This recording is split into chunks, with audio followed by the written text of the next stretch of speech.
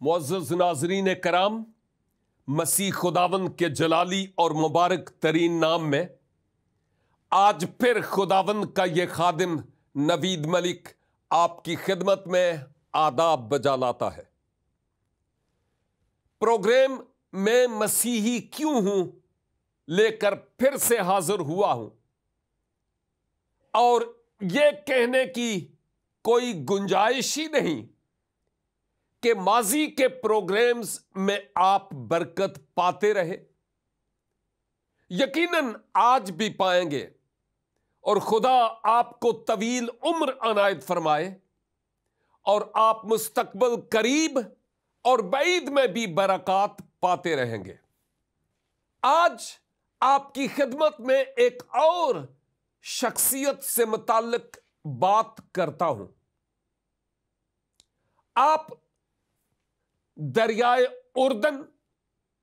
یعنی جس کو بائبل مقدس کی زبان میں یردن کہتے ہیں، اس کے قریب تھے، اور اس دریا میں آپ کا ایک اہم ترین فریضہ تھا جس کو آپ ادا کر رہے تھے۔ بتاؤں گا بعد میں۔ آپ وہ تھے جن سے متعلق عہد عتیق یعنی صحائف الانبیاء میں یہ نبوتیں ہوئیں کہ آپ یسوع مسیح ابن مریم کے پیش رو ہوں گے۔ مراد یہ ہے کہ آپ سے متعلق یہ نبوت ہوئی کہ قبل اس کے کہ مسیحا آ کر اپنے آپ کو متعارف کروائیں کہ میں کون ہوں، اگرچہ نبوتوں کے ذریعہ ان کو پہلے سے سالوں سے متعارف کروایا جاتا رہا، لیکن جو پریزنٹ لوگ تھے، نسل تھی، جنریشن تھی، ان میں اس بات کے اعلان کرنے کے لیے کہ اب مسیحا آ چکے ہیں، آپ کو بھیجا گیا۔ اور جس عظیم شخصیت کی میں بات کر رہا ہوں، انجیل مقدس میں ان کا نام یوحنا ہے، اور آپ جو انجیل مقدس کو تو نہیں، کسی اور کتاب کو معتبر سمجھتے ہوئے تلاوت کرتے ہیں، اگر آپ میرے مسلمان دوست ہیں تو ان کے لیے حضرت یحییٰ علیہ السلام کا نام استعمال ہوا ہے۔ میں صرف یہ کہوں گا کہ جو یوحنا ہے انجیل مقدس میں، وہ حضرت یحییٰ ہے ہمارے اسلامی کنسپٹ کے مطابق۔ اگرچہ یوحنا کے جو فرائض تھے اور جو یحییٰ کے فرائض تھے، چونکہ کنسپٹ، اسکول آف تھاٹس مختلف ہیں، اس لیے وہ کچھ مختلف تو ہیں، لیکن مین بیسک ایک ہی شخصیت ہے جس کی بات کی جا رہی ہے۔ تو حضرت یوحنا مسیح خداوند کے اسکرین پر آنے سے پیشتر ایک پیش رو کے طور پر تھے، اور لوگوں کے دلوں کو آپ نے مسیح کی آمد کے لیے تیار کیا، لوگوں کے ذہنوں کو تیار کیا، اور نہ صرف یہ بلکہ یہ اعلان کیا کہ توبہ کرو، کیونکہ آسمان کی بادشاہی نزدیک آ گئی ہے۔ حضرت یوحنا دریائے یردن پر کتاب مقدس کی زبان میں ان تمام لوگوں کو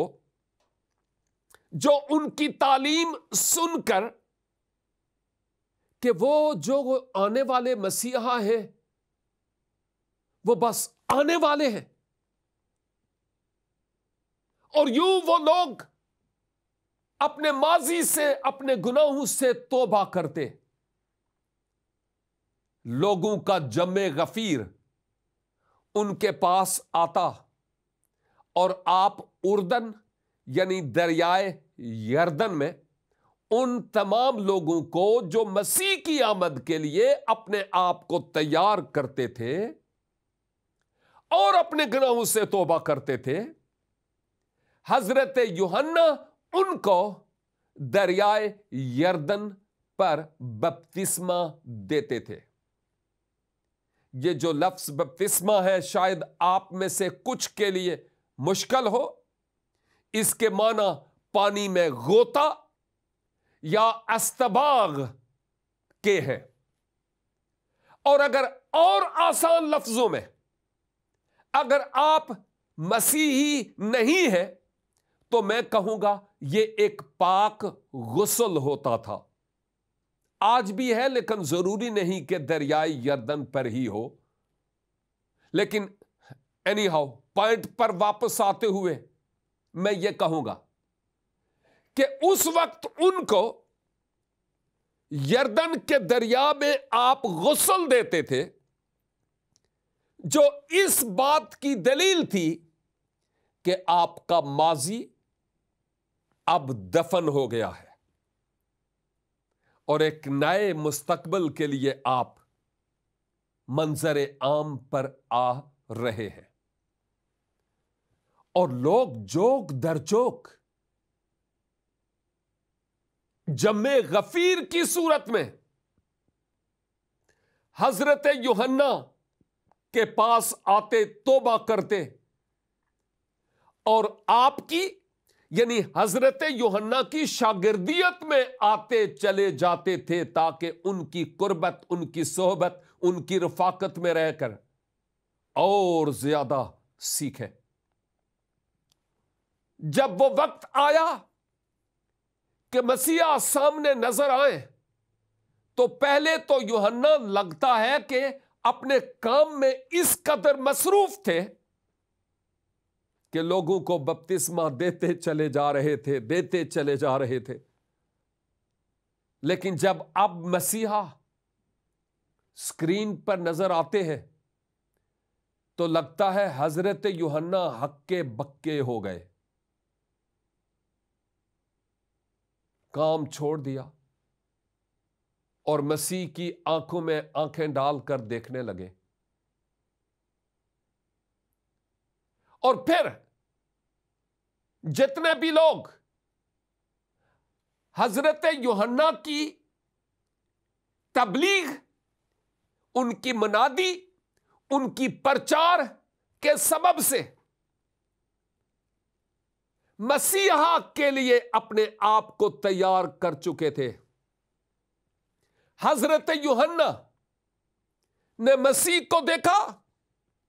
اور پہچان لیا کہ یہ وہ ہے جس کے لیے میں راہ تیار کر رہا تھا اور ہوں۔ پھر اپنے پیچھے آنے والے لوگوں کے اس ہجوم کو دیکھا، اور جب اس بڑے ہجوم کی طرف دیکھا تو پھر حضرت یوحنا نے اپنی زبان مبارک سے ایک کلمہ کہا، اور میں اس کلمہ کو آپ کی خدمت میں پیش کرتا ہوں۔ یہ مقدس یوحنا ہی کی معرفت ملہم انجیل اور اس کا پہلا باب اور اس کی 29 آیت ہے۔ دیکھیے، ایک طرف مسیحا ہے، بیچ میں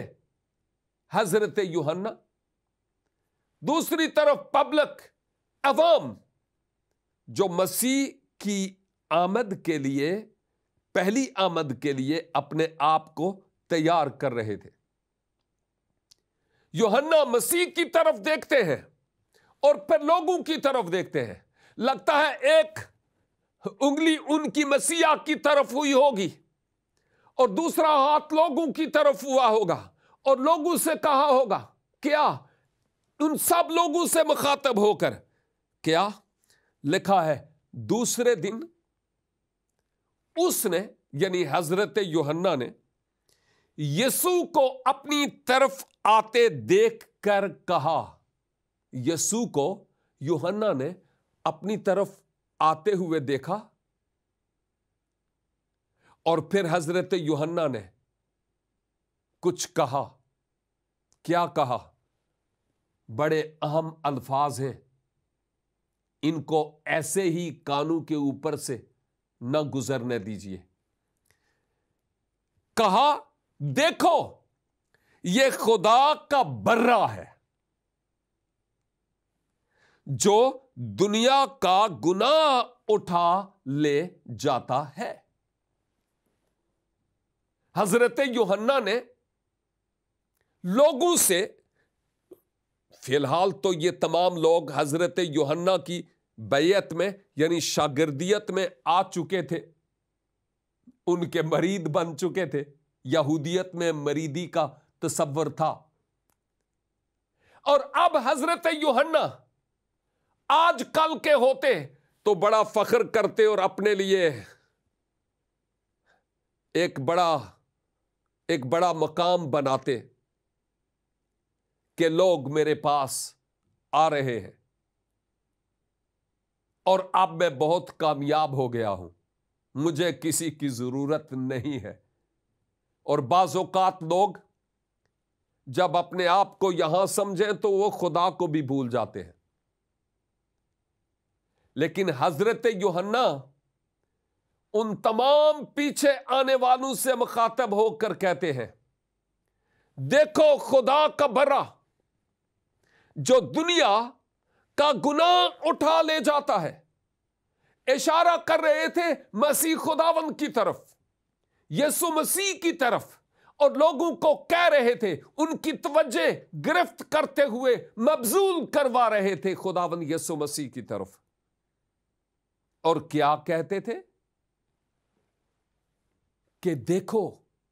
खुदा का बर्रा जो दुनिया का गुनाह उठा ले जाता है। बर्रा आमतौर पर भेड़ के बच्चे को कहा जाता है, मेमने को। और जब हम बर्रे की बात करते हैं तो आजकल के दौर में तो शायद लोग इस लफ्ज से इतने वाकिफ नहीं हैं, लेकिन यहूदी लोग बर्रा और बर्रे के फंक्शन यानी उसका काम क्या है, कै के लिए यह बर्रा लफ्ज इस्तेमाल होता है, यहूदी लोग इन बातों से खूब वाकिफ और आशना थे। सबब यह था कि साल में एक बार यौम कुफारा को वो उनके जो इमाम आजम थे उनके जरिया अपने गुनाहों की कुर्बानियां किया करते थे। और यहां तक कि सुबह मसा सोख्तनी कुर्बानियां खुदावंद के हुजूर गुजरानी जाती थी और वो बर्रों की ही होती थी। और यहूदी लोग बर्रों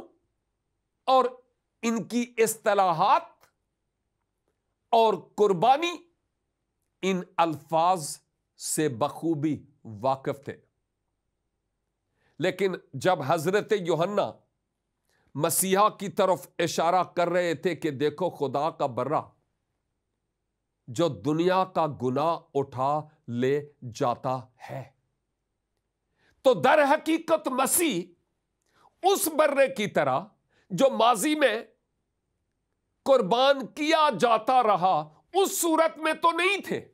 आपकी 4 टांगें नहीं थी आपकी 2 टांगें ही थीं, क्योंकि आप बशर बनकर इस दुनिया में आए थे। लेकिन इसके पीछे एक रूहानी सबक पोशीदा है, पिनहा है, जो मेरे जानने के लिए और आपके जानने के लिए है। और आप जानना चाहते हैं कि वो क्या? हजरत यूहन्ना इन तमाम लोगों को یہ بات یاد دلا رہے تھے کہ ماضی میں تم 4 ٹانگوں والے، یہ ٹانگوں والی بات تو ویسے میں کہہ رہا ہوں، لیکن کہنے کا مطلب یہ کہ ماضی میں تم جانوروں کی قربانیاں کرتے رہے اپنے گناہوں کی خاطر، ماضی میں تم بروں کو قربان کرتے رہے، جانوروں کا لہو گزرانتے رہے کہ تمہاری مخلصی ہو، اور یہ جانور تمہارے تھے، یہ تمہارا پلان اور تمہارا منصوبہ اور تمہارا پروگرام تھا۔ لیکن میں اب آپ کو بتانا چاہتا ہوں، یعنی حضرت یوحنا کی بات کر رہا ہوں، کہ وہ تو تمہارے برے تھے، لیکن اب خدا کا برہ۔ کیا مطلب ہے؟ اس کا مطلب یہ تھا کہ تم اپنی کوششوں سے تو بچتے رہے اور کوشش کرتے رہے ہو، لیکن اب خدا کی طرف سے کیے گئے انتظام کے مطابق خدا کی طرف سے برا مہیا ہو چکا ہے، اور وہ مسیح یسوع کی طرف اشارہ کر رہے تھے کہ تم جانوروں کی، بروں کی قربانیاں کرتے رہے، لیکن اب خدا کی طرف سے ایک برا مہیا ہوا ہے، اور دیکھو وہ برا ہے، یعنی خداوند یسوع مسیح کی طرف اشارہ کر رہے تھے،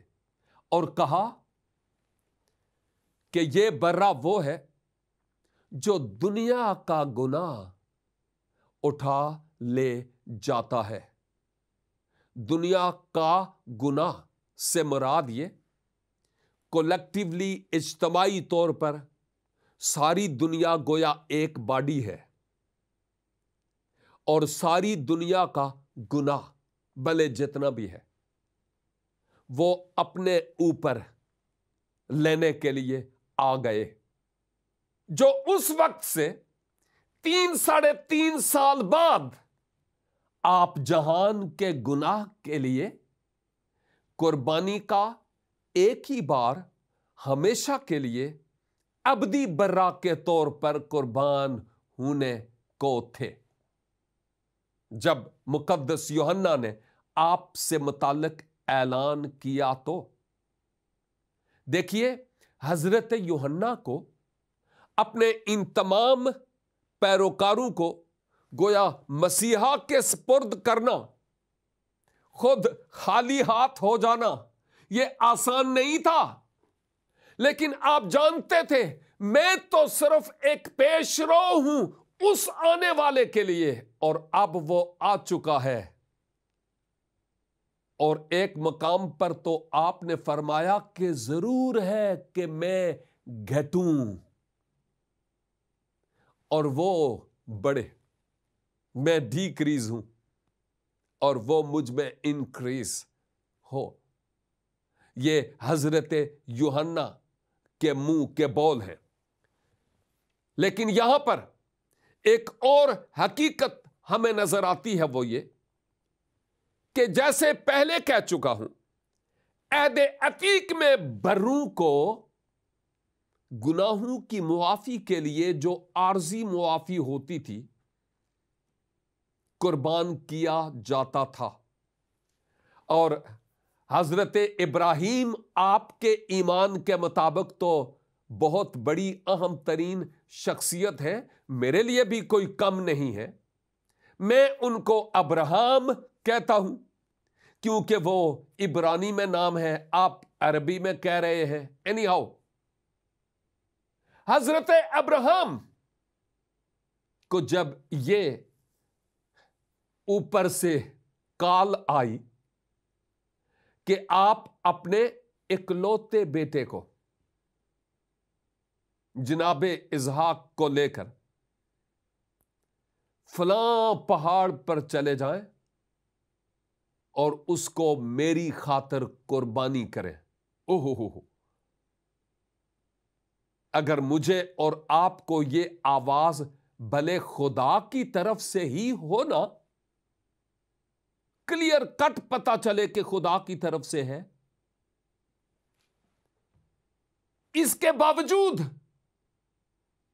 اس طرح ہم شک کے گہرے سمندر میں مبتلا ہوں گے کہ پتہ نہیں کس کس سے پوچھیں گے کہ یہ بات خدا کی طرف سے ہے کہ نہیں۔ تاہم آپ حضرت اسحاق اور اپنے خادموں کو، گدھے کو بھی جس پر لکڑیاں لدی ہوئی تھیں، لے کر اس کوہ موریا کی طرف رواں ہو جاتے ہیں۔ پہاڑ کے دامن میں پہنچ کر اپنے خدام کو وہاں پر ٹھہرنے کے لیے کہتے ہیں، اور یہ کہ میں اور اسحاق آگے جائیں گے پہاڑ پر قربانی کرنے کے لیے۔ جب وہ آگے بڑھتے چلے گئے اور عین اس مقام پر پہنچے جہاں پر حضرت اسحاق کو قربان ہونا تھا، بذریعہ بدست آپ کے والد ابراہیم کے ذریعہ، کیونکہ آپ خدا کے ساتھ کیے گئے وعدوں کو پورا کرنے والے تھے، خوابوں کو سچ کر دکھانے والے۔ اور اصل میں یہ بات قربانی کی نہیں تھی، بات فرما برداری اور ایمان کی تھی۔ اور جب حضرت اسحاق اور حضرت ابراہیم آگے اس منزل کی طرف بڑھ رہے ہیں تو اسحاق اپنے والد حضرت ابراہیم سے سوال پوچھتے ہیں، لکڑی بھی ہمارے پاس موجود ہے مذبح پر آگ جلانے کے لیے، چھری بھی آپ کے پاس ہے ذبح کرنے کے لیے، رسی بھی ہے برے کو باندھنے کے لیے مذبح پر، لیکن مجھے وہ برا نظر نہیں آتا جس کو آپ قربان کریں گے۔ حضرت ابراہیم کے ایمان کا گراف دیکھیے کہ آپ نے حضرت اسحاق سے مخاطب ہو کر کہا، بیٹا برا خدا آپ مہیا کرے گا۔ آپ جانتے ہیں کہ وہ ذبح کرنے کے لیے، قربان کرنے کے لیے کس کو لے کر جا رہے تھے؟ ہاں ٹھیک ہے، حضرت اسحاق کو، لیکن ایمان دیکھیے کہ آپ نے کہا خدا آپ مہیا کرے گا۔ اور جب حضرت ابراہیم حضرت اسحاق کو لے جا کر مذبح پر لٹاتے اور باندھتے ہیں، آنکھوں پر پٹی بھی، اور جب وہ عین وقت آیا کہ جب آپ چھری اٹھا کر اس اپنے بیٹے پر چلانے لگے تو یوں لگتا ہے جیسے حق تعالی نے آپ کا ہاتھ روک لیا اور کہا، ابراہیم بس بس بس بس، تو اپنے امتحان میں پورا اترا۔ پیچھے مڑ کر دیکھ، اور جب دیکھا تو جھاڑیوں میں ایک مینڈا جس کے سینگ جھاڑی میں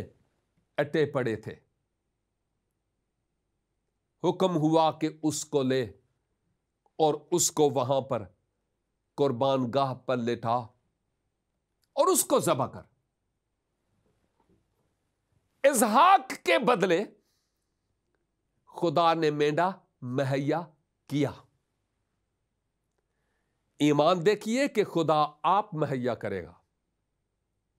اور خدا نے مہیا کیا، اور پھر آپ نے اس مینڈے کو وہاں پر ذبح کیا